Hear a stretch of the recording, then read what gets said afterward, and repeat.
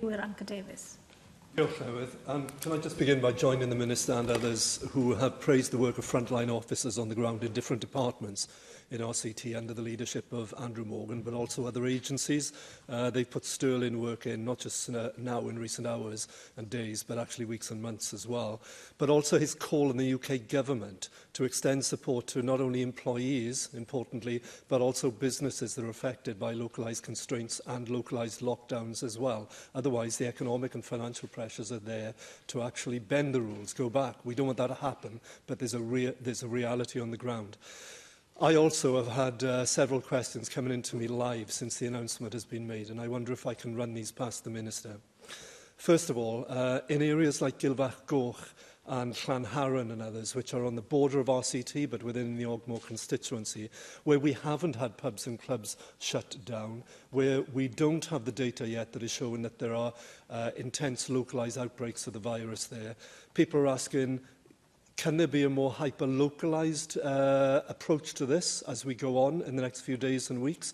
Or does it have to be on a county borough area? Are there reasons why a county borough-wide approach is the preferred approach? Is it simplicity for enforcement, for monitoring? I don't know. But people there are saying, well, why are we being penalised when we don't have these outbreaks, when our pubs and clubs are behaving well? And so on. Secondly, bordering areas just outside, such as Evanstown and Gilfach Goch, which are literally on each other's sides of the streets with family and neighbours who commute across for childminding purposes, and they have extended households between two county boroughs on opposing sides of a street.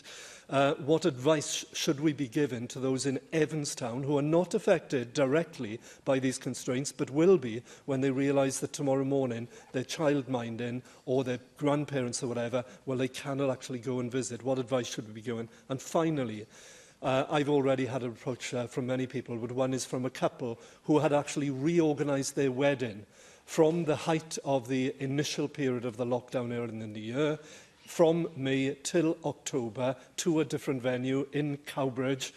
They've booked it, they've got a limited number of guests come in, they live in Llanharan, and they are now asking, does this mean that their wedding cannot go ahead for a second time? I suspect the news is not good, but in which case, could the Welsh Government, in light of what Vicky was just saying, extend that letter that could also go not just to holidaymakers and tourism operators, but also to wedding venues and others, to make sure that they show the greatest sympathy possible for people who've been affected by this? Thank you for the series of questions. And look, I go back to there's some consistency with what members have said, and there are also contrary points. So think about what Leanne Wood said about why aren't we closing all the pubs now? There's a counterpoint of pubs that are being responsible, who don't want to see any restrictions. And where we are is a measure of restriction for all licensed premises because of the evidence we have.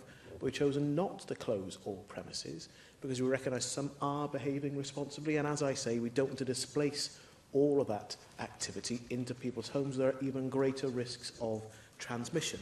So as I say, it's a balance. And the challenge about taking hyper-local choices is how many different messages people can have communicated and still follow. Because many people say, give us simple rules and simple guidance for us to follow and to understand. It lies behind some of the frustrations members of the public have about different messages between different governments. We are trying to do the right thing for Wales and to take national choices and to understand local choices. And in any area where you have a border around the choices you're making, there's going to be transference across and a need to understand. Now, those rough edges and choices we make are inevitable, but there isn't a perfect choice. As you'll know, being a former minister, you never get to make a perfect choice in government.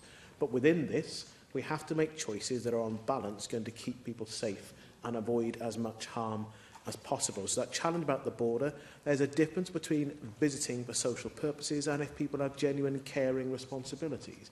For some people, they're genuine caring responsibilities, and for others, they're not so. Now, that's a significant interruption in how people live their lives, and I recognise that. But if we don't do this, then we're likely to see coronavirus spread further, not just within RCT, but across that pretty porous border and the way people live their normal lives. And we all recognise the harm that took place ahead of and then during the first lockdown. And then your point about the impact of lockdown, and I guess there's a challenge here for the UK Treasury to think about the impact of local lockdowns, where you end lots of activity and you end up almost certainly seeing a reduction in the tax take and economic activity, and at the same time the costs you need to put in to sustain that activity. and what will happen if we don't support businesses and the challenges of those businesses going under if they're not supported, and equally the much wider challenges if people aren't supported to isolate as they should do. If people go out and makes more local lockdowns and a national lockdown, not just in Wales, but across the UK more likely, with a much higher financial price to pay, as well as a price we'll all see being paid in terms of people's health and well-being. And on your point around wedding venues, I think the point is well made. I'm afraid the news isn't good for your constituents, but I will take on board the point about how we within the government write to those venues and those operators, because I recognise it's just a significant life event. There'll be people who are really anxious about it, and this does have meaning. So I'll certainly take that up and take on board your comments.